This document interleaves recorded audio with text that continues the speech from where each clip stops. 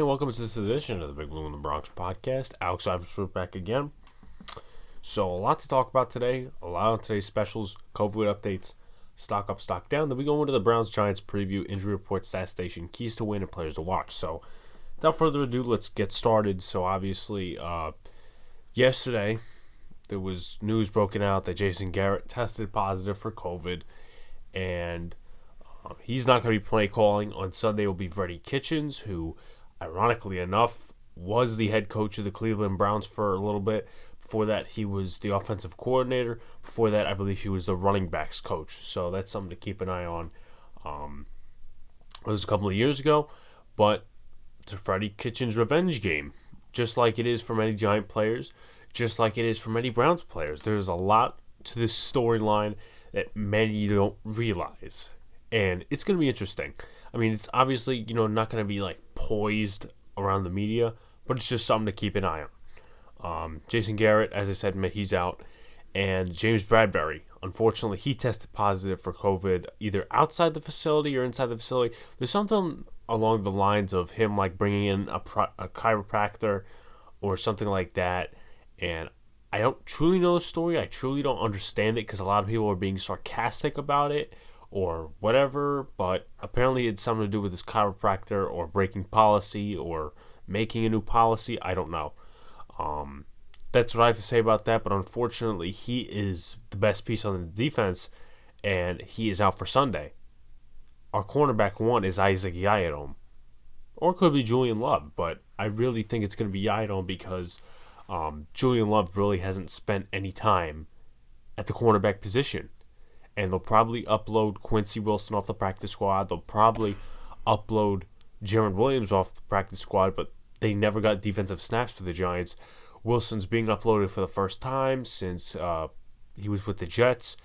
And Jaron Williams, he's being uploaded for the second time, but he was mainly on special teams. So that's just something to keep an eye on. And also, Adrian Colbert will be coming back in probably. A lot of the beat media is saying that he's going to rotate in and out, and he will be that corresponding move for Brandon Williams being cut. Brandon Williams being cut probably because the special teams isn't doing its job, and it hasn't been doing its job. So they say, you know what, let's get rid of this guy. He was one of the gunners, so that has to tell you something about Joe Judge. He doesn't see someone doing a good job. Bye-bye. Just like Mark Colombo, just like a lot of other players on this roster. Stock up, stock down. There's a lot of stock down in players-wise, but I'm going to include a whole group and one other player as well. And here comes the stock up, which I'll get to first. Jabril Peppers, he made a couple of nice tackles for a loss. Was really probably the best player against the Arizona Cardinals, making tackles, reading the offense really well. He wasn't making like these, game-changing plays, but he did force a fumble. And unfortunately, Arizona recovered it. But, you know what? I'll give him creds there. He's been a playmaker for this defense. Next one is Blake Martinez, always doing his job in the run game. Surprisingly, he played very well. I mean, he didn't practice the Friday before. He had a back injury. Spanning back from the Seattle game. But again, seemed to play very well. James Bradberry, again, they had a lot of zone looks. That's why DeAndre Hopkins got over 100 yards. He had 9 receptions for 136 yards. As long as reception was 41, but again, they put him in zone a lot, but James Bradberry, again, seemed to do his job. Key pass breakup in the end zone. I think it was Keyshawn Johnson, his name, one of the wide receivers for the Cardinals. 4th down, Murray, play action, rolls to the right, throws it. It looks like he's going to catch it, but Bradberry, another pass breakup, leads the league in pass breakups, or as PFF will call it, forced incompletions. Same thing. Dalvin Tomlinson, he sacked Murray. Good for him. A big guy getting to Murray is really unlikely unless you have Murray contained and stopped in his tracks. I guess that time, Dalvin Tomlinson did his job with the surrounding defensive linemen. Also was a factor in the run game. The defense, I'm not going to sit here and say they did an impeccable job. They gave up 26 points, but it wasn't all their fault. The offense couldn't do anything with Daniel Jones, whether he was making bad throws, bad reads, whether the offensive line was killing him, whether it was his hamstring that was killing him, the ankle injury, that's also up in the air as well. or the wide receivers not getting open because of the conservative playbook and the lack of separation. The defense, I have to give it to them. They've been playing great this whole season, except for the 49er game and the Cowboy game and the Eagle game. So that's like 3 games off of, we're 5-8 right now. So that's 10 games that are playing really good defense. The next one, Wayne Gallman. I mean, how do they not run the ball more? Last week, 12 carries, I believe 57 yards. How do you not go back to him? I mean, the offensive line, yeah, they didn't do a good job. It's not like he was getting sacked in the backfield, meaning Wayne Gallman. He was getting, the yardage he can. He's a tough running back. If you guys listen to yards over expectation, he leads the league, or is one of the league leaders in yards over expectation for a running back. Stock down the offensive line. Did a decent job in the running game. Pass game, they couldn't do anything. Whether it was Daniel Jones' fault, they still gave up 6 sacks. I always incorporate 6 sacks, no matter what. Because Jones, 2 of them were his issue and the fact that he was standing in the pocket so long. But you take away those 2, they still give 6 sacks. I mean, Hassan Reddick totally destroyed the game. Marcus Golden was unblocked, and that also probably goes on the tight ends and whoever, set that play up or was calling out the protections, which was stupid. Almost every lineman gave up a sack. Thomas, Lemieux, Pert, Fleming, Zeitler. I mean, Nick Gates didn't give up a sack, thank God. I mean, he's been, great this whole season, most consistent offensive lineman. So, bad day for the offensive line. And Daniel Jones, he's my next guy on stock down. I will defend him when it comes to the hamstring injury, the lower ankle injury, whatever it is. But he did not play well. I'm not going to make, deadbeat excuses for him. But at the same time, he wasn't playing, he's playing great with the hamstring injury. No, he really wasn't. I mean, I'm sorry. Probably one of my favorite players on this team. But again, he wasn't playing well with or without his hamstring injury. Sorry. Let's go to the injury report. This one's interesting. So Darnay Holmes, again, he's out with a knee injury. That thins the corner position even more. He's doubtful or probably going to be out. I think they ruled him out already. Quarterback Daniel Jones, he's questionable with a hamstring and ankle injury. I don't know which one is more affecting him now.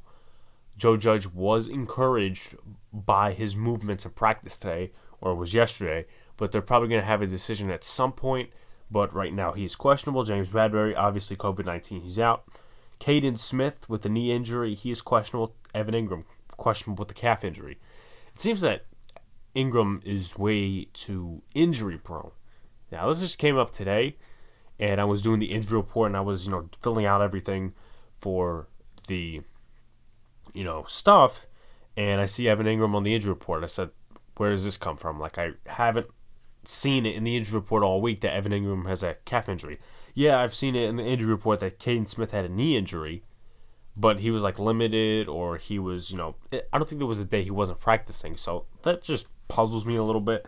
Obviously, at the corner position, we're going to need to do really well. So the Browns injury report, one of them is a very key player to this game, and the Giants need to take advantage of the backup at that position, which is right guard. Andrew Sendejo is out with a concussion injury. And you have one of their key players, one of their best players, Wyatt Teller, the right guard.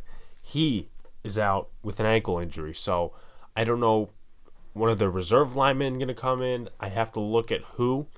But either way, the Giants will need to take advantage of that. And either way, even if he was playing, the Giants needed, one of the keys of the game is to get to Baker Mayfield. So we'll study that when we go there. But questionable, Denzel Ward is questionable with a calf injury. Kadero Hodge, wide receiver, hamstring injury. Tight end Austin Hooper is questionable with a neck injury. Kevin Johnson, the corner, is questionable with the groin injury.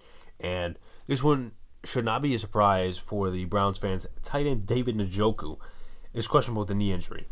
So let's go over and go into the stat station for the offense, and I'm talking the Cleveland Browns first. I always do the away opponent before the home opponent, no matter if the Giants, they're playing at home or they're playing away. So for the Browns, they're 11th in total yards, 25th in passing yards, 3rd in rushing yards, and 13th in points. Defensively, 19th in total yards, 20th in passing yards, 16th in rushing yards, 27th in points. And if I was looking at the stats earlier, and I'm going to talk about offense a little bit here, they don't pass the ball as much as they run the ball, obviously. And they have a great 1-2 punch in the backfield that we're going to talk about later. Kareem Hunt is the second running back. Nick Chubb is the first running back, which surprises me. But also, this is a great offense. They've really done it well for the first time in how many years with the Cleveland Browns. But Alex Van Pelt, he's offensive coordinator, run-heavy offense more of the time. Both running backs have over 700 yards. So that is something to keep up it with. Obviously, Nick Chubb, he has been out a couple of games, but he still has, I think, like 889 rushing yards. So we'll get to that later. And obviously, they seem to be a middle-pack defense. Their secondary is probably the weak link. The strong link, though, is their linebackers and their defensive ends. And the defensive line as a whole. We know one key player that we'll be watching in the keys to win and the players to watch. We'll identify that key player and some of the other key players. So for the Giants, their offense, total yards 31st, passing yards 30th, rushing yards 14th, points 31st. No surprise there. Defense. 11th in total yards, 17th in passing yards, 7th in rushing yards, points 10th. So let's get to the keys to win. My number one is contain Myles Garrett. Now, you're going to have an opposite rusher that's going to be Olivier Vernon, and in my opinion, I wouldn't worry about him too much. And I'll get to that in a little bit, and I know I'm upholding the topic, so just keep that in mind. But Myles Garrett, he's a powerful rusher off the edge.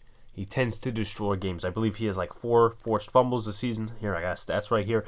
36 tackles, 9 tackles for loss, 10.5 quarterback sacks, 15 quarterback hits, 24 quarterback pressures, 4 forced fumbles, and 2 fumble recoveries. So he is powerful off the edge. And going back to 2018, he's had double-digit sacks. He even had double-digit sacks last year before he got suspended for hitting Mason Rudolph at the helmet. Honestly, thought the Browns started that one, but that's a different topic. I had defend against the run. I think the Giants can do that. But number 2, we're going to need to defend against the pass with our starting corner out. It's not going to be easy. And I have total faith in Patrick Graham. I really do, for him to at least set up a plan, whether it's going to be McKinney in the slot or Love playing cornerback, which Ryan Dunleavy said that might happen because they were giving him reps there today, or Yidom playing somewhere. I have faith that he's going to set up a game plan. But in my opinion, and in my honest projection, this offense is going to be as stale as ever. Screw the fact that we have a different offensive coordinator for right now. The game plan is the same. Freddie Kitchens may stay the same. He probably will stay the same when it comes to the offense. So don't expect anything to change. And they're going to try to run the ball down their throat. They're a middle-of-the-pack defense. If the Giants can do that, fine. They ran it down the throats of a third-best rushing defense back 2 weeks ago. So let's keep that in mind. But running the football ain't going to do it all the time. And in my opinion, that might just dry the mouths of the defense. And when I talk about drying the mouths, I talk about it's going to run the defense, they're going to get dry in the mouth, meaning that they're going to get tired of it.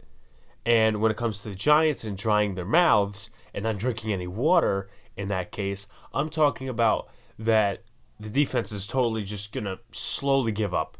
And that's not their fault. They've been playing hard all season. They're going to start to give up more yards. They're going to dry out. And, they're going to tire out. Because this offense can't do anything. And honestly, that's my projection for this game. If they get yards, if they get points, good for the offense. The more the merrier. That's when the defense needs to show up and support them. But if it's like 10 points that we get off the Browns defense, if we don't even get a touchdown, then the defense has every right to give up how many points. I mean, this Giants team has stayed in the game, really stayed in there other than 2 games this season. So, it all comes down to the defense and how the offense plays. Offense has been poor all season. Let's see. Number 3, and that's what I'm talking about right here. Get something going on offense and win a time possession. And it looks like the Giants will have to do this with the running game. And either way, if Daniel Jones plays, which I don't think he will, or Colt McCoy plays, another revenge game guy, they're going to be running the football heavily. And as I mentioned, this is a middle-of-the-pack defense. But they have playmakers. B.J. Goodson, he's been playing well for them, and he's a former Giant, so this is going to be a revenge game for him. Ty Davis on the other side, Olivier Vernon. I'll talk about him in a bit because it's a common theme. But, you got to get some offense going. And if you don't, we'll be embarrassed on national television. And, when originally we were on, announced on Sunday Night Football, I was screaming for joy, jumping for joy, because Sunday Night Football is my favorite primetime. Thursday Night Football, yeah, it's great and all, but it's mostly used for, divisional matchups, and in-state matchups, like Dolphins-Jaguars. That was a terrible game.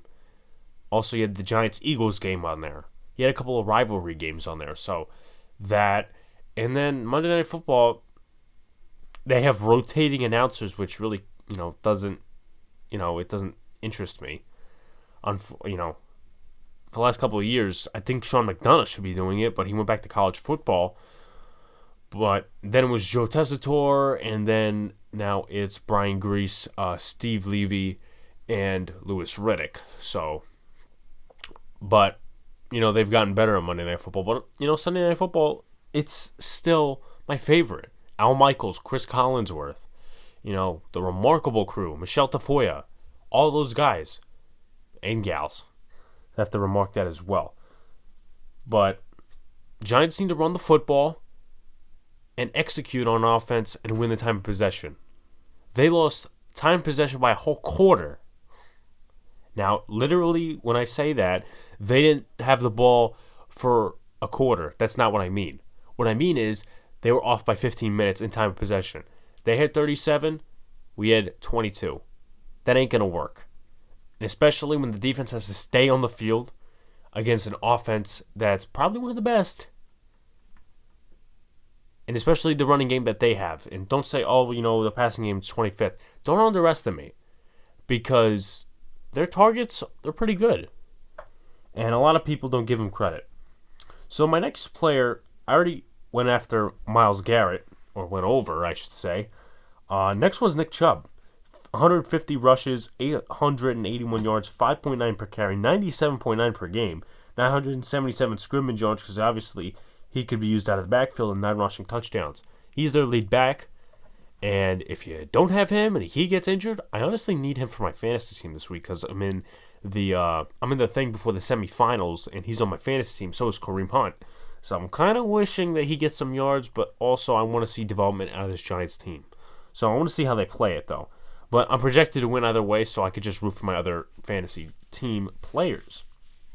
But the next guy, Kareem Hunt, obviously everybody likes to make fun of him because of the kicking incident, but I think he's learned from that. 177 carries, which is more, 772 rushing yards, 5 touchdowns, 4.4 per carry, 59.4 per game. When it comes to rushing yards, again, 1-2 punch. Probably one of the best in the NFL, honestly. I can't really think of one more that's actually better. But, 1-2 punch out of the backfield. They're third in rushing offense. So they're the real deal.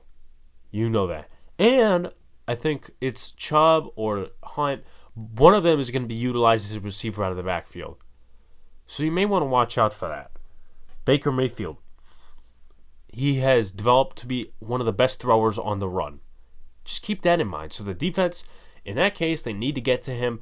Use those big, fat defensive linemen. Push him out of the pocket. Maybe the linebackers could keep contained and get him to the ground. He's not Kyler Murray. He's a great thrower on the run, but he's not Kyler Murray. We're just going to skip all over the field. As Chills Adonis likes to say, Kyler, do you look like a 5th grader? I think it's funny, especially when he does his commentary, but that's a different topic right now.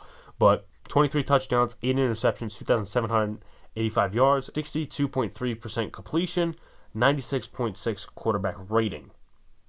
My next player to watch is the whole offensive line. And obviously, Wyatt Teller's not playing, but you have a very good offensive line, probably one of the best in the league. Jedrick Wills, Joel Bitonio, J.C. Treader, Jack Conklin at the right tackle. I don't know who's going to be their reserve guard, but, they'll probably play better. Bill Callahan's their offensive line coach. He's old school. He's been in the game a very long time. If I'm not mistaken, he's close to 70. And the reason he didn't come here is because Jason Garrett's the offensive coordinator, and they had shit going back to Dallas. So that's a determining factor, and we hired Mark Colombo. But that's a different story right now. Jarvis Landry, he's the number one receiver now that Odell Beckham is injured, and that's why, a lot of people poised this before the season saying, oh, there should be a primetime game, OBJ, coming back to New York. Well, they didn't poise it as a primetime game, and I wanted this on Sunday Night Football. I don't know when I said it, to be honest with you, and I remember saying it, trust me. A lot of people, were saying, oh, this shouldn't be on Monday Night Football.